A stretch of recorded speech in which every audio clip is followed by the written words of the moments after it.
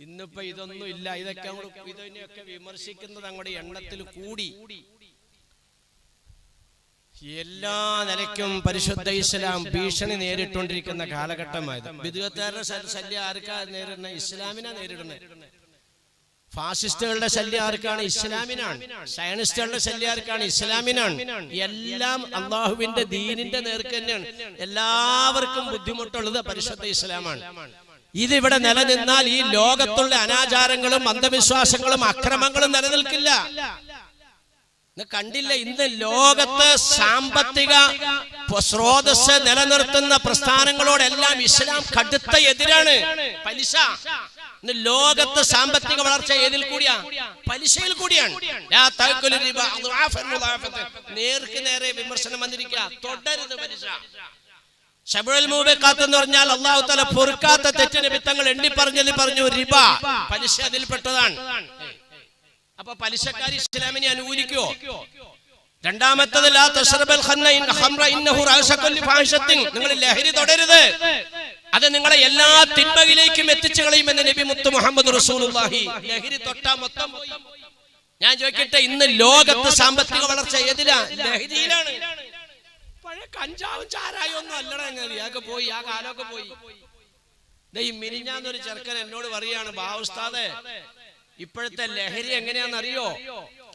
മില്ലിക്കാണ് ലക്ഷങ്ങൾ വില. ആ ചുമ്മാ പാന്റിന്റെ പോക്കറ്റിട്ട് നടക്കണേന് കോടികൾ വിലയുണ്ട്. പിടിക്കണ പിള്ളേരെ പിടിക്കപ്പെടുന്നത് എല്ലാം കാക്കാമാരാണ്.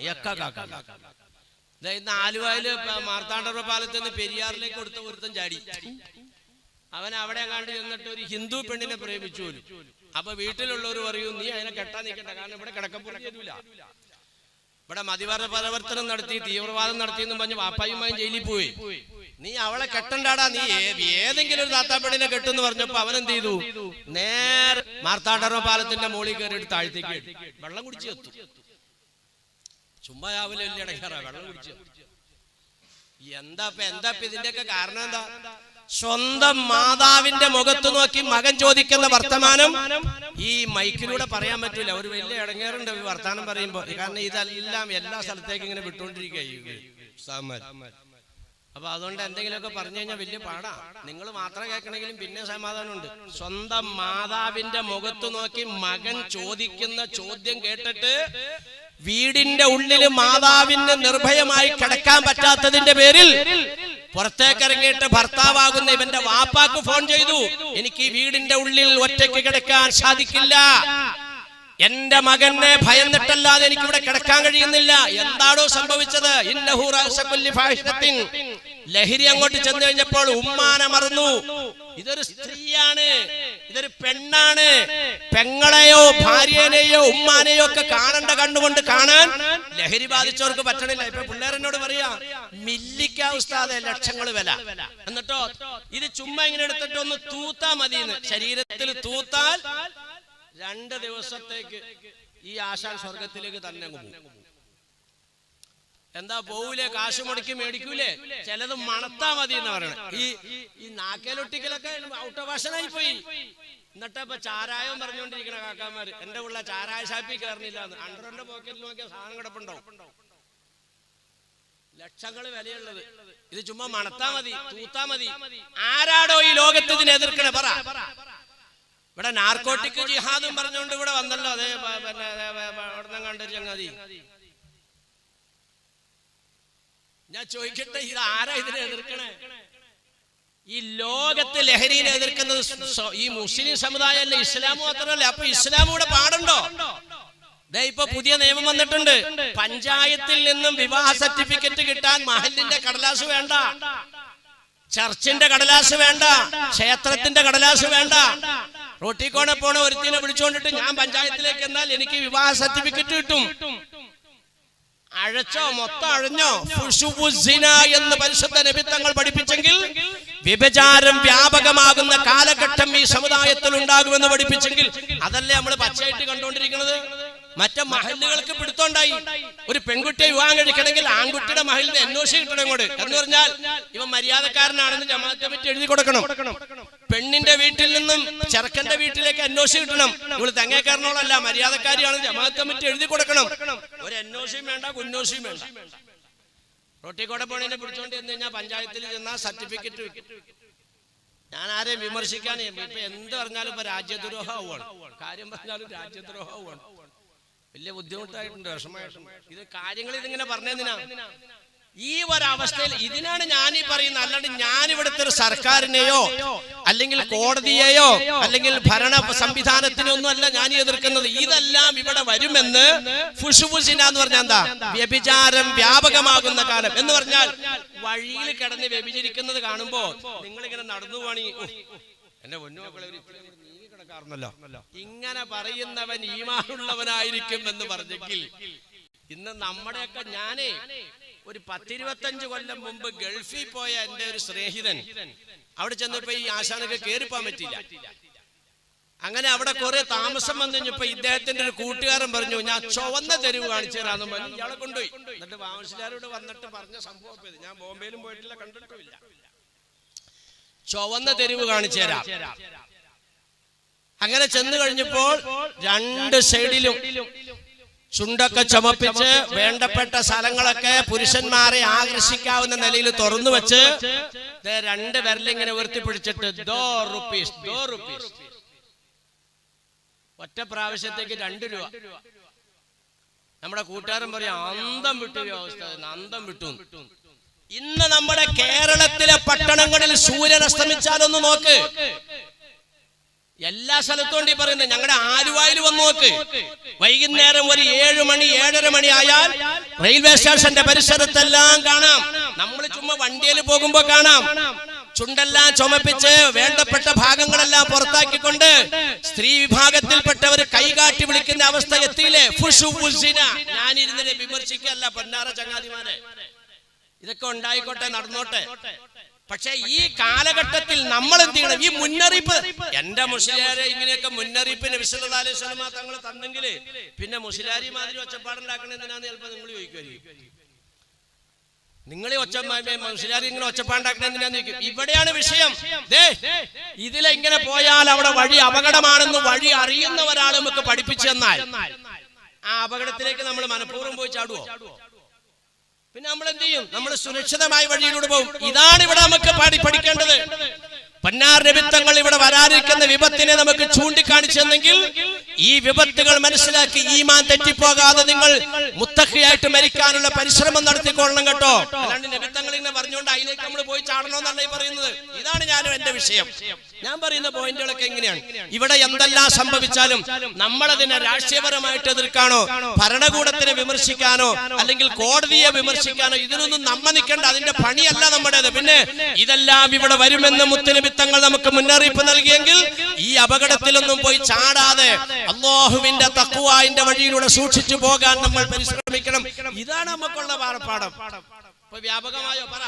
ഈ രീതിയിൽ വ്യഭിചാരത്തിനെ ലാ തഖറബുസ് സിന, വ്യഭിചാരത്തിലേക്ക് നിങ്ങൾ അടുക്കല്ലേ എന്ന് പറഞ്ഞാൽ വ്യഭിചാരത്തിലേക്ക് പ്രേരണ കിട്ടുന്ന കാര്യങ്ങൾ നിങ്ങൾ ചെയ്യുന്നേ പറയണം. എന്ന് പറഞ്ഞാൽ അന്യ സ്ത്രീയും പുരുഷനും ഒരു സ്ഥലത്താകുന്ന സാഹചര്യം ഉണ്ടാകരുത്. സ്ത്രീ പുരുഷനെ, പുരുഷൻ സ്ത്രീയെ കണ്ട് ആസ്വദിക്കാൻ സാഹചര്യം ഉണ്ടാകരുത്. ഇതൊക്കെ നിങ്ങളെ വ്യഭിചാരത്തിലേക്ക് നയിക്കുക. അതാണ് തഖറബുസ് സിന, വ്യഭിചാരത്തിന്റെ അടയാളത്തിലേക്ക്. കുല്ലു ബനി ആദമ കുതിബ അലാ ബനി ആദമ നസീബുഹു മിനസ് സിന. മനുഷ്യരുടെ ഭാഗത്തുനിന്ന് വ്യഭിചാരം സംഭവിക്കുന്നു. ഐനാനി സിലാഹുമാ അൻ-നദർ. നിമിത്തങ്ങൾ അതാണ് വിശദീകരിച്ചത്. കണ്ണുകൊണ്ട് നിങ്ങൾ കണ്ടാസ്വദിക്കുന്നത് കണ്ണിന്റെ വ്യഭിചാരമാണ്, കാതുകൊണ്ട് കേട്ടാസ്വദിക്കുന്നത് കാതിന്റെ വ്യഭിചാരമാണ്, നാക്കുകൊണ്ട് പറഞ്ഞാസ്വദിക്കുന്നത് നാവിന്റെ വ്യഭിചാരമാണ്, കൈകൊണ്ട് പിടിച്ചാസ്വദിക്കുന്നത് കൈയിന്റെ വ്യഭിചാരമാണ്, കാലുകൊണ്ട് നടന്നു പോകുന്നത് കാലിന്റെ വ്യഭിചാരമാണ്. ഇത് യഥാർത്ഥ്യമാക്കുന്നത് രഹസ്യഭാഗങ്ങളാണെന്ന് നബിയുനാ റസൂലുള്ളാഹി സ്വല്ലല്ലാഹു അലൈഹി വസല്ലം തങ്ങൾ പഠിപ്പിച്ചെങ്കിൽ ഖുർആൻ ഒറ്റ വാക്കിൽ അത് ഒതുക്കി. തഖറബുസിന വലാ തഖറബുസിന, വ്യഭിചാരത്തിലേക്ക് അടുക്കൽ. അപ്പൊ ഞാൻ ചോദിക്കട്ടെ, വ്യഭിചാരത്തിന്റെ ഇവിടെ വാതിൽ തുറന്നിടുന്ന വിഭാഗങ്ങള് ഇസ്ലാമിനെ എതിർക്കൂലേ? നിങ്ങൾ പറ. ഇതുപോലെ ഈ ലോകത്തെ ധിക്കാരങ്ങളും അക്രമങ്ങളും അധർമ്മങ്ങളും നിലനിൽക്കാൻ ആവശ്യമാകുന്ന സംവിധാനങ്ങൾ പൊളിക്കുന്ന ഏക പ്രസ്ഥാനമാണ് ഇസ്ലാം. അതുകൊണ്ടാണ് ഇസ്ലാം എതിർക്കപ്പെടുന്നത്. അല്ലാതെ ഇവിടെ ഈ യുക്തിവാദികളും നിരീശ്വരവാദികളും ഇസ്ലാമിനെ ആക്ഷേപിക്കുന്ന പോലെ നിങ്ങളെ എല്ലാവരും എതിർക്കണ എന്തുകൊണ്ടാ? നിങ്ങൾ ചൊവ്വില്ലാത്തതായതുകൊണ്ട്. ഞാൻ കേട്ടതാ ഒരു വിവരദോഷി വിളിച്ചു പറയണത്, ഇസ്ലാമിനെ എന്തുകൊണ്ടാണ് എല്ലാവരും എതിർക്കുന്നത്? ഇസ്ലാം അത്ര മോശമായതുകൊണ്ടിട്ടാണ്. അവന്റെ വിലയിരുത്തൽ അങ്ങനെ അല്ല. നിന്റെയൊക്കെ തെമ്മാടിത്തരങ്ങളും ധിക്കാരങ്ങളും അക്രമങ്ങളും വളരെ കർക്കശമായ നിലയിൽ ഇസ്ലാം എതിർക്കുന്നു. അതിലേക്ക് സമുദായത്തിന് പോകല്ലേ എന്ന് വിലക്കുന്നു. അപ്പോ നിന്റെ വരുമാനം കുറയും, നിന്റെ വോട്ട് കുറയും. അതാണ് വിഷയം. അപ്പൊ സഹോദരന്മാരെ സഹോദരിമാരെ ഇവിടെ ശ്രദ്ധിക്കുക. ഞാൻ ഇത്തിരി കൂടെ മാറിപ്പോന്നു. എന്താ പറഞ്ഞു വന്നത്? അള്ളാഹുവിന്റെ റസൂലിനെ സ്മരിക്കേണ്ടതായ ഈ അനുസ്മരണങ്ങൾ നമ്മുടെ മുൻഗാമികൾക്കൊക്കെ ഉണ്ടായിരുന്നു. അതിൽ നിന്നും സമുദായം തെന്നിപ്പോയി എന്ന് പറഞ്ഞാൽ നിങ്ങളുടെ പ്രതിസന്ധികളിൽ നിങ്ങൾക്ക് രക്ഷപ്പെടാൻ, നിങ്ങൾക്ക് പിടിച്ചു നിൽക്കാനുള്ള നിങ്ങളുടെ ആയുധം ദുആയാണെന്ന് നബി തങ്ങൾ പഠിപ്പിച്ചെങ്കിൽ ആ ദുആ എങ്ങനെ ദുആ ചെയ്യണമെന്ന് ഖുർആൻ വ്യക്തമാക്കി തരുന്നു. ലില്ലാഹിൽ അസ്മാഉൽ ഹുസ്നാ ഫദ്ഉ ബിഹാ. അല്ലാഹുവിന്റെ ഇസ്മ പറഞ്ഞുകൊണ്ട് നിങ്ങൾ അല്ലാഹുവോട് ദുആ ചെയ്യണം. അല്ലാഹു തആല ആവശ്യപ്പെടുന്നതായത് മുമ്പൊക്കെ വല്ല പകർച്ചവ്യാധി വന്നാൽ, വല്ല പ്രതിസന്ധികൾ വന്നാൽ, ദുരന്തങ്ങളെ കൊണ്ട് സമൂഹം ഭയപ്പെടുന്ന അവസ്ഥ വന്നാൽ എല്ലാവരും നാട്ടിലുള്ളവരൊക്കെ അങ്ങ് ഒരുമിച്ച് കൂടും. എന്നിട്ട് എല്ലാവരും കൂടി അങ്ങോട്ട് പറയും, അല്ലാഹു ഹാദിരി, അല്ലാഹു നാദിരി, അല്ലാഹു ഷാഹിദി, അല്ലാഹു മഴി, അന്തൽ ഹാദി അന്തൽ ഹഖ് ലൈസൽ ഹാദി ഇല്ലാഹു യാ ഹന്നാനു യാ മന്നാനു യാ ദയ്യാനു യാ സുബ്ഹാൻ യാ അസീസു യാ ഗഫാർ യാ ജലീലു യാ ജബ്ബാർ. ഇങ്ങനെ അസ്മാഉൽ ഹുസ്ന. മുഹിയദ്ദീൻ റാത്തീബിലുള്ളത് മൊത്തം അസ്മാഉൽ ഹുസ്നയാ. റിഫായിൻ റാത്തീബിലുള്ളത് മൊത്തം അസ്മാഉൽ ഹുസ്ന. 25 ആണ്ടോളം ചുറ്റി നടന്നോവർ ഇരിയെന്ന ഏകൽ കേട്ടാരേ ഇരുന്നോവർ. 25 കൊല്ലം ഡെയിലി 111 പ്രാവശ്യം അല്ലാഹുവിന്റെ ഓരോ ഇസ്മുകളും ചൊല്ലിക്കൊണ്ട് ഈ ലോകത്ത് ചുറ്റി സഞ്ചരിച്ചവനാണ് ഗൗസുൽ സുൽത്താൻ മുഹിയുദ്ദീൻ അബ്ദുൽ ഖാദിർ ജീലാനി. 25 കൊല്ലം അസ്മാഉൽ ഹുസ്ന ചൊല്ലിയതാകെ ഡെയിലി 111. യാ അല്ലാഹ്, യാ റഹ്മാൻ, യാ റഹീം, യാ മലിക്, യാ ഖുദ്ദൂസ് ഒക്കെ 111 പ്രാവശ്യം വീതം. ഇത് നേർക്ക് നേരെ നബി സല്ലല്ലാഹു അലൈഹി വസല്ലം തങ്ങളും പരിശുദ്ധ ഖുർആനും ആഹ്വാനം ചെയ്തതാ. നിങ്ങൾ അല്ലാഹുവിനോട് ദുആ ചെയ്യുമ്പോൾ അല്ലാഹുവിന്റെ പേര് പറഞ്ഞുകൊണ്ട് ദുആ ചെയ്യുക. ലില്ലാഹി ഇന്ന ലില്ലാഹി തിസ്അത്തും വതിസ്ഊന ഇസ്മാ ഫമൻ അഹ്സാഹാ ദഖലൽ ജന്ന. അല്ലാഹുവിന്റെ ഇസ്മുകൾ നിങ്ങൾ സൂക്ഷിച്ചാൽ നിങ്ങൾ സ്വർഗ്ഗത്തിലാണെന്ന് മുത്ത് മുഹമ്മദ് റസൂലുള്ളാഹി. പടച്ചതമ്പുരാന്റെ പരിശുദ്ധമായ ഇസ്മുകളെ കൊണ്ടിട്ട് ആ ഇസ്മുകളെ കൊണ്ട് നിങ്ങൾ ദുആ ചെയ്താൽ അജാബ വഇദാ സഅല ബിഹി ഉഅതിയ. നിങ്ങൾ ചോദിക്കുന്ന അല്ലാഹു തആല നിങ്ങൾക്ക് നൽകും. നിങ്ങളുടെ ദുആക്ക് അല്ലാഹു തആല ഉത്തരം ചെയ്യും. ഇസ്മുകൾ ചൊല്ലി ദുആ ചെയ്താൽ. ഇതാണ് അല്ലാഹു ഹാദിരി, അല്ലാഹു നാദിരി. ഇതാണ് യാ ഹന്നാനു യാ മന്നാൻ യാ ദയ്യാനു യാ സുബ്ഹാൻ. ഇത് തന്നെയാണ് റിഫായി ഷൈഖ് ചൊല്ലിയത്. പക്ഷെ റിഫായി ഷൈഖ് ചൊല്ലിയപ്പോൾ അതിനകത്ത് ചില വ്യത്യാസങ്ങൾ വന്നു. സാധാരണക്കാർക്ക് മനസ്സിലാവുള്ള മൂപ്പര് ചൊല്ലണത് എന്താണെന്നറിയോ? യാഹു യാഹു 111 പ്രാവശ്യം.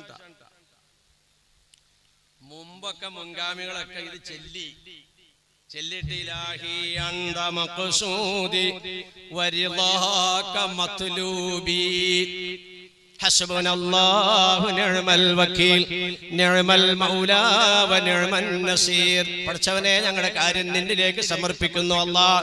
ഞങ്ങൾ ഈ അസ്മാഉൽ ഹുസ്ന ഓതിക്കൊണ്ടിട്ട് അല്ലാഹുവേ നിന്നിലേക്ക് ഞങ്ങളുടെ കാര്യം ഏൽപ്പിക്കുന്നു അല്ലാഹ്. നീ ഞങ്ങൾക്ക് എത്തിച്ചു തരണേ തമ്പുരാനെ. ഇങ്ങനെയായിരുന്നു മുമ്പുള്ളൊക്കെ ദുആ. ഇതെല്ലാം കൂടി ചൊല്ലിയിട്ട് ഇതങ്ങോട്ട് ചൊല്ലി. ഇന്നിപ്പോ കാര്യങ്ങൾ മാറിപ്പോയി. ഇന്ന് അവസ്ഥകൾ മാറി. എല്ലാവരും ഒക്കെ വട്ടം കൂടി ഇരിക്കുകയൊക്കെ ചെയ്യും. പോത്തിനെ ഇറക്കും, ആടിനെ ഇറക്കും ഒക്കെ ഉണ്ടാവും. പക്ഷെ ഇതെല്ലാവരും കൂടെ വട്ടം കൂടിയൊക്കെ ഇരുന്നിട്ട് ചെല്ലുമ്പോ യാ അസീസ് യാ ഗഫാർ യാ ജലീൽ യാ ജബ്ബാർ 11 ആവുമ്പോ ചെല്ലാൻ നേതൃത്വം കൊടുക്കണം. അന്തൽ ഹാദി അന്തൽ ഹഖ്. അവസാനം അല്ലാഹു അല്ലാഹു അല്ലാഹ്. അപ്പൊ ഇതിങ്ങനെ ചൊല്ലിക്കൊണ്ടിരിക്കും. വീട്ടുകാരൻ പാവപ്പെട്ട കാക്കയ്ക്കും ഉസ്താദെ ഓ മൗലൂദ് കിതാബിനകത്ത് 111 എഴുതിയേക്കണം ഉസ്താദെ. അത് അച്ചടി പെശക 11 പറ്റിച്ച. എന്നിട്ട് കൈവെക്കുക, പടച്ചവനെ ഇവിടുത്തെ രോഗിയുടെ രോഗം ശിഫിയാക്കണേ അല്ലാഹ്. എവിടെ ശിഫിയാവുന്ന വരണേ? റിഫായി ഷൈഖ് റളിയല്ലാഹു തആല അൻഹുവിന്റെ മൗലൂദ് ചെയ്യും. റിഫായി മൗലൂദ് അല്ലെങ്കിൽ റിഫായി റാത്തീബിയല്ലും. എന്തിനാ? വീട്ടില് ഭയങ്കരമായ പാമ്പിന്റെ ശല്യം. ഉടനെ വീട്ടുകാരൻ നേർച്ചയാക്കി, അൽഹംദുലില്ലാഹ് ഈ കോഴിപ്പൂവനെ അല്ലെങ്കിൽ ഈ ആടിനെ റിഫായിൻ മൗലൂദ് എടുത്ത അല്ലെങ്കിൽ റിഫായിൻ റാത്തീബ് നടത്താം. ഇവിടെ നിന്ന് റിഫായിൻ റാത്തീബ് നടത്തിയത് അസർ നിസ്കാരത്തിന്റെ ശേഷം. നമുക്ക് മനസ്സിലാവാത്തതിന് നമ്മൾ കയറുന്നുകൊണ്ട് വിമർശിച്ചിട്ട് എന്താ ബഹുമാനികളെ കാര്യം? ഇവിടെ റിഫായിൻ റാത്തീബ് നടത്തിയത് അസറിന്റെ ശേഷം ചെല്ലിയത് ഇത് തന്നെയല്ലേ? യാ ഹൂ ഹൂ ഹൂ ഹൂ ഹയ്യുൻ. ഇപ്പൊ തന്നെ നിങ്ങൾ എന്നെ വിലയിരുത്തുന്നുണ്ട്. ഈ മുസ്ലിം ഇതെന്ത് കാണാതെ പെട്ടെന്ന് കിട്ടൂല. അതാ എനിക്കിങ്ങനെ കുറിച്ച് വെച്ച് പറയുന്ന പണിയൊന്നും ഇല്ലെങ്കിലും ഞാനിതിങ്ങനെ ആലോചിച്ച് ഇതിപ്പോ ഇത് ഇവരോട് പറയണമെങ്കിൽ ഇത് കുറിച്ച് വെക്കാണ്ട് കിട്ടൂല. കാരണം എല്ലാ ദിക്കറും ചിലപ്പോ ഓർമ്മ കിട്ടൂല. ഇല്ല ഇല്ല ഇത് 111 പറയണേ. പിള്ളേര് ചിരിച്ചോണ്ട് ഓടും. ഈ ഉസ്താദന്മാരും അവിടെ അവരൊക്കെ കൂടെ കൂടിയിരുന്നു കൊണ്ടിട്ട് ഇത് അല്ല അല്ല അല്ല അല്ല കുറെ നേരമായി ഉമ്മ തുടങ്ങിയിട്ട് അല്ല അല്ല ഇല്ല ഇല്ല. നെഞ്ചിനൊരു വേദന. ഹോസ്പിറ്റൽ ചെന്ന് കഴിഞ്ഞപ്പോ പറഞ്ഞു ECG എടുക്കണമെന്ന് പറഞ്ഞു. ഉടനെ റൂമിലേക്ക് കയറ്റി അത്യാഹിത വിഭാഗത്തിലേക്ക് കയറ്റി. ആളിങ്ങനെ മയങ്ങി പോവാണ്. അത്യാഹിത വിഭാഗത്തിലേക്ക് കയറ്റി ECG എടുത്തു. അല്ലെങ്കിൽ ഡോക്ടർ നിങ്ങളോട് പറഞ്ഞു വിട്ടു ECG എടുത്തോണ്ട് വരാൻ. നിങ്ങൾ നല്ല നല്ല സ്റ്റാൻഡേർഡ് ഉള്ള ഒരു ലാബിൽ ചെന്ന് ECG എടുത്തു. ECG എടുത്ത് പുറത്തേക്ക് ഇറങ്ങിയിട്ട് നിങ്ങളുടെ കൂട്ടുകാരൻ ദന്ത ഡോക്ടറാ ഈ കക്ഷിനെ കൊണ്ടുപോയി കാണിച്ചു. നമുക്കൊരു നെഞ്ചുവേദന 2 ദിവസം മുമ്പ് ഉണ്ടായി. അപ്പൊ ഡോക്ടർ ECG എടുക്കാൻ. അപ്പൊ ഞാനിത് എടുത്തോണ്ട് വന്നിട്ടുണ്ട്. എനിക്കിത് നോക്കിയിട്ടൊന്നും മനസ്സിലാവണില്ല. എന്നിട്ട് അതിനകത്ത് എന്തെന്നാ കാണണേ? ഇങ്ങനെ വര ഇങ്ങനെ വര ഇങ്ങനെ വര ഇങ്ങനെ കുറെ വരകളാണ്. ഇതെന്തൊട്ട് കിറുക്കാവുള്ള? ഇതിനകത്ത് വര മാത്രമാണല്ലോ കാണുള്ളൂ. അപ്പൊ ഇതെന്താന്ന് മനസ്സിലാവണില്ല. ദന്ത ഡോക്ടറെ കൊണ്ടേ കാണിച്ചു. അയാൾ എന്തായാലും ഡോക്ടറാണല്ലോ. അയാൾ പറഞ്ഞേ ഇതെനിക്ക് മനസ്സിലാവില്ല, നിങ്ങൾ വേറെ ഏതെങ്കിലും ഡോക്ടറെ കാണിക്കും. അത് കഴിഞ്ഞപ്പോ ചിൽഡ്രൻ സ്പെഷ്യലിസ്റ്റ് ഒരാളുണ്ട് ഇയാക്കടെ. അയാളെ കൊണ്ടേ കാണിച്ചു. അയാൾ പറഞ്ഞേ ഇതെനിക്ക് മനസ്സിലാവില്ല. ഇതൊക്കെ ഡോക്ടർമാരാ. അത് കഴിഞ്ഞൊരു ആയുർവേദ ഡോക്ടർ ഉണ്ട്. അവിടുത്തെ പ്രിൻസിപ്പാളാണ് അയാൾ. ആയുർവേദ ഹോസ്പിറ്റലിലെ മെഡിക്കൽ കോളേജിലെ. അയാളെ കൊണ്ടേ കാണിച്ചു. അയാൾ പറഞ്ഞേ ഇതെനിക്ക് മനസ്സിലാവില്ല. ഇവന്മാരൊക്കെ ഡോക്ടർമാരാ.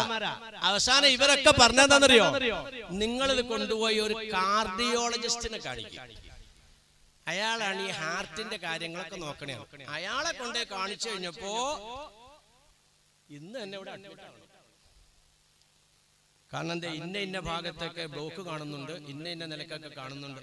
ഇതിനകത്ത് ചുമ്മാ ഈ വരകളേ ഉള്ളൂ. എന്തിയടോ ബാക്കിയുള്ള ഡോക്ടർമാർക്ക് ഇത് മനസ്സിലാകാതിരുന്നത്? ഇവിടെ മുസ്ലിയാക്കന്മാരില്ലേ? ഇവിടെ എത്രയോ സംഘടനകളുണ്ട്. ഓരോ ബിദ്അത്തിന്റെ പാർട്ടികളില്ലേ? തറാവി 8 നിക്കിരിക്കണോരില്ലേ? 20 നിക്കിരിക്കണോരില്ലേ? 11 നിക്കിരിക്കണോരില്ലേ? കുത്തുബ മലയാളത്തിൽ ഓതണോരില്ലേ? അറബിയിൽ ഓതണോരില്ലേ? ഇവരെല്ലാം ഈ ലാ ലാ അല്ല ഇല്ല ഇല്ല ഇല്ല ഇത് റിവൈസ് ഏതാണ്ട് കണ്ണുപിടിച്ചിട്ട് കിറുക്ക് പറഞ്ഞപ്പോ മൊയ്ലാമാരെ ഏറ്റെടുത്ത് പറഞ്ഞു നിനക്ക് മനസ്സിലായില്ലാടാ. ഇതിന്റെ അർത്ഥവും ഇതിന്റെ ഉദ്ദേശവും ബഹുമാനപ്പെട്ട റിഫാൻ ശൈഖിനും ഓസില്ലാത്തതിനെ മനസ്സിലായത്. അവര് ഔലിയാക്കന്മാരുടെ കുത്തുബാണ്, അവരുടെ സുൽത്താനാണ്, ഔലിയാക്കന്മാരുടെ രാജാവാണ് ബഹുമാനപ്പെട്ട റിഫാൻ ശൈഖ് റളിയല്ലാഹു തആല അൻഹു. അവര് ലാ ഇല്ല എന്ന് പറഞ്ഞാൽ അതിന്റെ മുമ്പുള്ളത് ഉള്ളിലുള്ളതെല്ലാം അവരുടെ അകത്തുണ്ട്.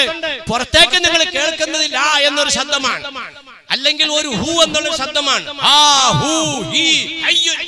നമുക്ക് നോക്കുമ്പോ ചുമ്മാ ഒച്ചപ്പാടാണ്. ഹാ ഹു ഹി ഹയ്യുൻ ലാ ഇലാഹ ഇല്ലല്ലാഹു മുഹമ്മദ് റസൂലുള്ളാഹി ഹാ ഹു ഹി. ഇത് പറഞ്ഞുകൊണ്ടിട്ട് അവരതിന് പറയാണ്. പക്ഷെ ശബ്ദം പുറത്തേക്ക് വരുന്നത് ചെറിയ ഒരു ഹർഫ് മാത്രമാണ്.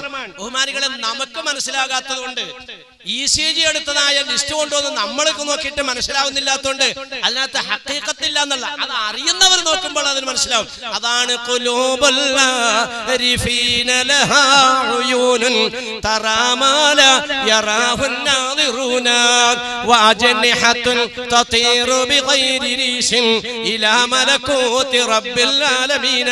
അല്ലാഹുവിന്റെ ആരിഫീങ്ങൾ നമ്മൾ കാണുന്നതല്ല, നമ്മുടെ നഗ്ന നേത്രങ്ങളെ കൊണ്ട് നോക്കിയാൽ കാണാത്തത് അവരുടെ ആന്തരിക കണ്ണുകളെ കൊണ്ടിട്ട് അവർ നോക്കി കാണും. ഓസമുദ്ദീന്റെ അടുത്തല്ലേ ചെന്നിട്ട് ഒരു കാക്ക ചെന്നിട്ട് കൊച്ചിന് ഇങ്ങനെ ഒരു വിഷമമുണ്ട് ബഹുമാനപ്പെട്ടവരെ. അപ്പൊ ഒരു കടലാസ് ഇങ്ങനെ അങ്ങോട്ട് എഴുതി കൊടുത്തു. കടലാസ് നമ്മൾ എഴുതാനാണ് പേനയും കടലാസും വെച്ചല്ല എഴുതിയത്. ഒരു കടലാസിൽ ഇങ്ങനെ ഒന്ന് അങ്ങോട്ട് വിരല് കൊണ്ടിട്ട് ഇങ്ങനെ വരച്ചിട്ട് എന്നാ കൊണ്ടുപോയി ഇത് കൊച്ചിന്റെ അരയെ കൊണ്ടേ കെട്ട്, അല്ലെ കയ്യെ കൊണ്ടേ കെട്ടെന്ന് പറഞ്ഞു. കുറെ ദിവസം കഴിഞ്ഞിട്ട് വീണ്ടും അയാൾ വരികയാണ് അതേ കടലാസുമായിട്ട്. കൊച്ചിനിപ്പോൾ വേറൊരു വിഷമമുണ്ട് ബഹുമാനപ്പെട്ടവരെ, എനിക്ക് ഒന്നും കൂടെ മന്ത്രിച്ചു തന്നെ എന്ന് പറഞ്ഞ് ഒന്നും കൂടെ എഴുതി തന്നെ ഒന്ന് പേപ്പർ അങ്ങോട്ട് കൊടുത്തു കഴിഞ്ഞപ്പോ ഇതെല്ലാം എഴുതിയിട്ടുണ്ടല്ലോ കൊണ്ടേ കെട്ടിക്കോ. കാക്ക നോക്കിയപ്പോ ഒരു എഴുത്തും അതേലില്ല. വിരല് കൊണ്ടിട്ട് എഴുതിയ. ബഹുമാനികളെ, ഇതിന്റെയൊക്കെ പേരാണ് കറാമത്ത്. ഇതൊന്നും നമ്മൾ നോക്കിയാൽ കാണൂല, നമ്മുടെ നഗ്നനേത്രങ്ങളെ കൊണ്ട് കാണണില്ല. ഏത് കണ്ണാടി വെച്ചിട്ടും ഈ കടലാസിൽ എഴുത്ത് കാണുന്നില്ല.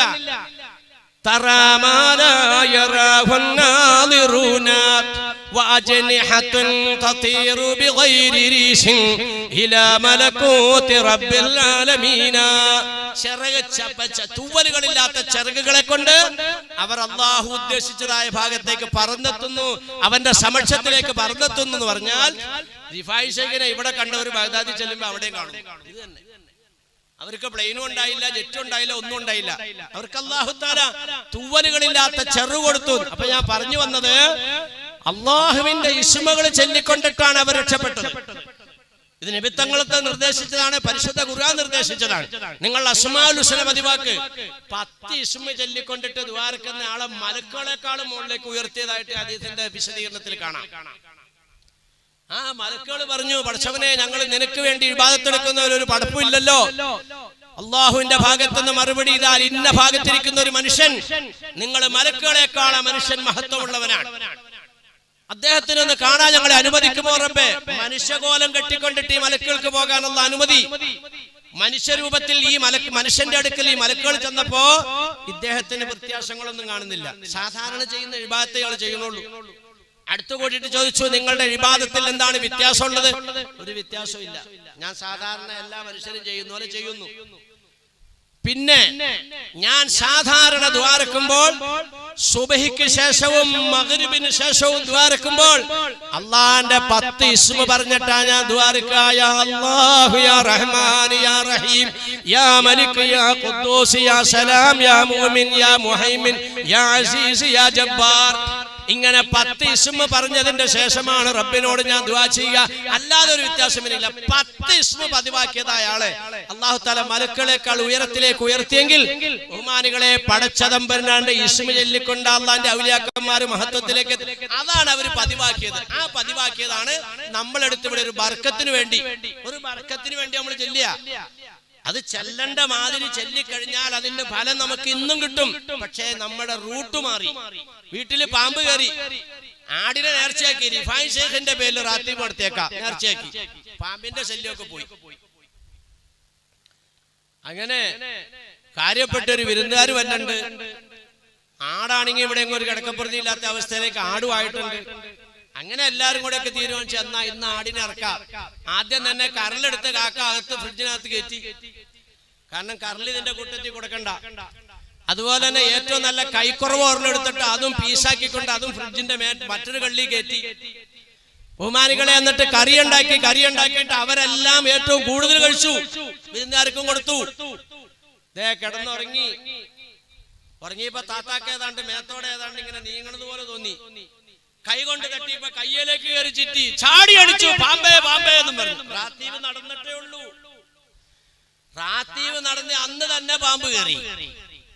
പുറത്തേക്ക് ഇറങ്ങിയിട്ട് കാക്ക നെഞ്ചത്ത് കൈയ്യട്ടണവന്മാരുടെ കൂടെ കൂട്ടിട്ട് വന്നു. റിഫായി ശൈഖ് എന്ന് പറഞ്ഞ പാമ്പാട്ടിയ ഒരു കാര്യമില്ല, ഞാൻ ഇന്നലെ ഒരു ആടിനർത്താ വെറുതെ അടങ്ങാറാക്കി, ഇന്നലെ പാമ്പിന് പറഞ്ഞ തല്ലിക്കുന്നു. എവിടെയാടോ പിഴച്ചത് പറ, എവിടെയാ തെറ്റിയത്? റിഫായി ശൈഖ് റളിയല്ലാഹു തആല അൻഹുവിനെ അല്ലാഹു തആല തന്റെ ഇണയെ കൊണ്ട് ശക്തമായി പരീക്ഷിച്ച ഒരു വ്യക്തിയായിരുന്നു. ഒരിക്കൽ തന്റെ ഒരു ശിഷ്യൻ കയറി ചെല്ലുമ്പോൾ ചട്ടകം കൊണ്ടിട്ട് മഹാനായ ശൈഖ് അവറുകളെ അടിക്കുകയാണ് ഈ ഭാര്യ. സ്വന്തം ഭാര്യയുടെ പീഡനങ്ങളും ദുരിതങ്ങളും.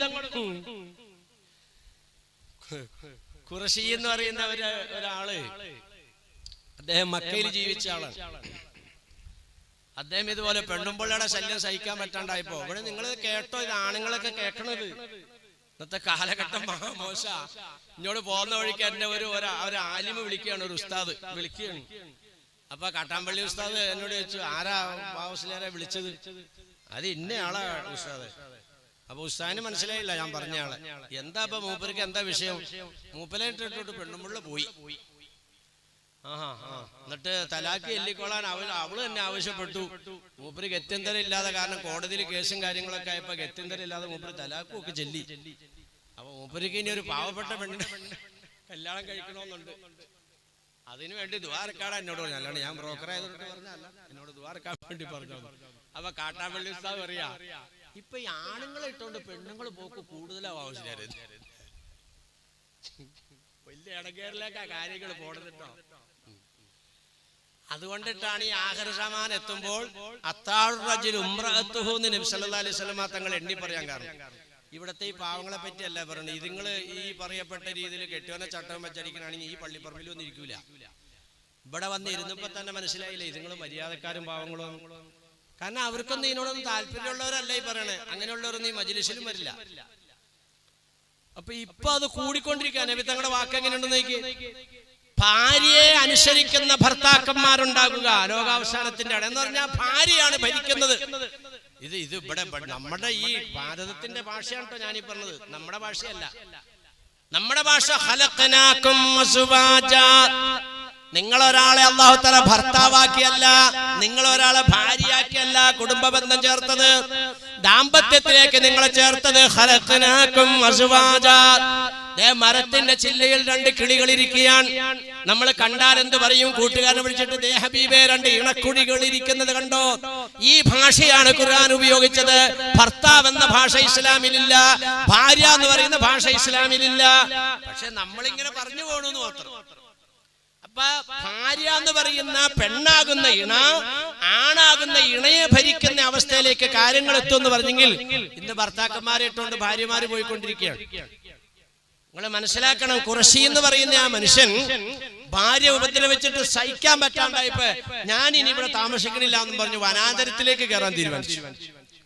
അങ്ങനെ ഈ വനാന്തരത്തിലൂടെ ഇങ്ങനെ നടക്കുമ്പോ വേറെ ഒരു രണ്ടാളുകൾ ഇങ്ങനെ വരികയാണ്. അവരുടെ ആട്ടുംകൂട്ടം തെന്നിപ്പോയി അതിനെ അന്വേഷിച്ച് വരികയാണ്. അപ്പൊ ഇവര് സലാം ചൊല്ലി, നിങ്ങൾ എങ്ങോട്ട് പോകുന്നു? ഞാൻ അങ്ങനെ എങ്ങോട്ടൊന്നുമില്ല, ഇങ്ങനെ വനത്തിന്റെ ഉള്ളിലേക്ക് കയറി. എല്ലാമൊക്കെ നമ്മള് കൂട്ടുകാരാണല്ലോ, എന്നാൽ നമുക്ക് ഒരുമിച്ച് പോകാം. ഞങ്ങളുടെ ആടിനെ കാണാതെ ഞങ്ങൾ ആടിനെ അന്വേഷിച്ച് വരികയാണ്. ഓ എന്നാ ഞാനും കൂടാം. നിങ്ങളുടെ ആടിനെ കണ്ടെത്തിൽ ഒരു ഗുണമുള്ള കാര്യമാണല്ലോ. കുറെ ചെന്ന് കഴിഞ്ഞപ്പോ വിശപ്പായി. അപ്പൊ നിങ്ങൾ ദ്വാരക്ക് ഈ അവസാനം കൂടെ ആളോട് രണ്ടുപേരും നിങ്ങൾ ദ്വാരക്ക് അല്ല, നിങ്ങളിൽ ഒരാൾ ദ്വാരക്ക്. അപ്പൊ അവരൊരാള് ദുആ ചെയ്തു, പടച്ചവനെ ഞങ്ങൾക്ക് ഭക്ഷണമില്ല, അല്ലാഹുവേ ഞങ്ങളുടെ വിശപ്പടക്കാനുള്ള ഭക്ഷണം അല്ലാഹ് നീ ഞങ്ങൾക്ക് കാണിച്ചു തരണേ റബ്ബേ. അങ്ങനെ സ്വല്പം നീക്ക നല്ല ഒരു പഴം. ഇവർക്ക് മൂന്നാക്കും കൃത്യത്തിന് കഴിക്കാനുള്ള ഭക്ഷണമുണ്ട്. കഴിച്ചു വീണ്ടും യാത്ര മുന്നോട്ട്. കുറെ ദൂരം ചെന്നപ്പോ വീണ്ടും വിശപ്പായി. അപ്പൊ പറഞ്ഞു ദ്വാരക്ക്. അപ്പൊ അവരിൽ ഒരാൾ പറഞ്ഞു ഞങ്ങളിൽ ഒരാൾ ദ്വാരന്നല്ലോ, ഇനി നിങ്ങൾ ദ്വാരക്ക് അല്ല, നിങ്ങൾ ദ്വാരക്ക്. രണ്ടാമത്തെ ആളും ദുആ ചെയ്തു, പടച്ചവനെ ഞങ്ങൾക്ക് ഭക്ഷണം തരണേ റബ്ബേ, ഞങ്ങൾ ഈ വനാന്തരത്തിൽ അകപ്പെട്ടു പോയി പടച്ചവനെ. അതുപോലെ തന്നെ കുറെ ദൂരം സഞ്ചരിച്ചപ്പോ മൂന്നാൾക്കും വിശപ്പടക്കാൻ ആവശ്യത്തിനുള്ളതായ ഒരു പഴം അല്ലാഹു തആല കാണിച്ചു. പഴം തിന്നു വിശപ്പ് മാറി. വീണ്ടും നടന്നു. അപ്പൊ രണ്ടുപേരുടെ ഊഴം കഴിഞ്ഞു. മൂന്നാമത്തെ ഊഴം എത്തിയപ്പോ ഈ രണ്ടുപേരും പറഞ്ഞു ഇനി നിങ്ങൾ ദ്വാരക്ക്, ഞങ്ങൾ രണ്ടാളും ദ്വാരന്നാണ്. ഇദ്ദേഹം ദുആ ചെയ്യാൻ നേരത്ത് ഇദ്ദേഹം ചോദിച്ചു, നിങ്ങൾ രണ്ടാളും എന്ത് പറഞ്ഞാ ദുആ ചെയ്തത്? ഞങ്ങൾ രണ്ടാളും ദുആ ചെയ്തത് പടച്ചവനെ മക്കയിൽ ഖുറശി എന്ന് പറയുന്ന ഒരു മനുഷ്യനുണ്ടല്ലോ അല്ലാഹ്, ആ മനുഷ്യൻ ഭാര്യയുടെ ക്രൂരമാകുന്ന പീഡനം സഹിച്ച് ഭാര്യയോടൊപ്പം ജീവിക്കുന്ന ആളാണല്ലോ റബ്ബേ. ആ മനുഷ്യൻ ക്ഷമിക്കുന്നതും സഹിക്കുന്നതും റസൂലുള്ളാഹിന്റെ പൊരുത്തത്തിനാണല്ലോ റബ്ബേ. റസൂലുള്ളാഹിന്റെ പൊരുത്തത്തിൽ കൂടി ആ മനുഷ്യൻ ലക്ഷ്യം വെക്കുന്നത് അല്ലാഹ് നിന്റെ തൃപ്തിയാണല്ലോ റബ്ബേ. ആ മനുഷ്യന്റെ ബർക്കത്തുകൊണ്ട് ഞങ്ങൾക്ക് ഭക്ഷണം താട്ട തമ്പുരാനെ. ഇങ്ങനെയാണ് ഞങ്ങൾ രണ്ടാളും ദുആ ചെയ്തത്. ഖുറശി എന്ന് പറയുന്ന ഭാര്യ പീഡനം അനുഭവിക്കുന്ന ഭർത്താവിന്റെ ബർക്കത്തുകൊണ്ട് ഞങ്ങൾക്ക് ഭക്ഷണം താട്ടെ ഞങ്ങൾ ദുആ ചെയ്തത് എന്ന് കേട്ടപ്പോൾ അദ്ദേഹം പറഞ്ഞു, നിങ്ങൾ ഇനി ദുആ ചെയ്ത് അങ്ങനെ മുന്നോട്ട് പോകാൻ ഞാൻ നിങ്ങളുമായിട്ട് പിരിയാണ്. കാരണം എന്താ? അദ്ദേഹം അവിടെ എടുത്ത് തീരുമാനം എടുത്തു, ഞാൻ എന്റെ ഭാര്യയുടെ അടികൊള്ളാൻ എന്റെ വീട്ടിലേക്ക് മടങ്ങുകയാണ്. വനാന്തരത്തിൽ കിടക്കലല്ല എനിക്ക് പദവി. ഭാര്യയുടെ ഉപദ്രവം സഹിക്കുന്നതിന്റെ പേരിൽ ഭർത്താവ് ഉയരുക. നിങ്ങൾ മനസ്സിലാക്കിക്കോ. നിങ്ങൾ മനസ്സിലാക്കിക്കോ, കരാട്ട പഠിച്ചത് ടെസ്റ്റ് ചെയ്യാനുള്ള സ്ഥലമൊന്നും അല്ല പെണ്ണുമ്പുള്ള. ഈ റിഫായി ശേഖനെ സ്മരിക്കുമ്പോ റിഫായി ശേഖ ആരാന്നും കൂടെ അറിയണ്ട. ചുമ്മാ റാത്തി കഴിച്ചിട്ട് അടർച്ചിയും ചോറ് നിന്നാ മതിയോ? റിഫായി ശേഖിന്റെ കാര്യങ്ങൾ കേൾക്കുമ്പോ റിഫായി ശേഖിനെ പോലെ ആകാൻ നമ്മളിവിടെ തീരുമാനം എടുക്കണം. ആ കൂടെയല്ലേ നമുക്ക് കൂടാനുള്ളത്.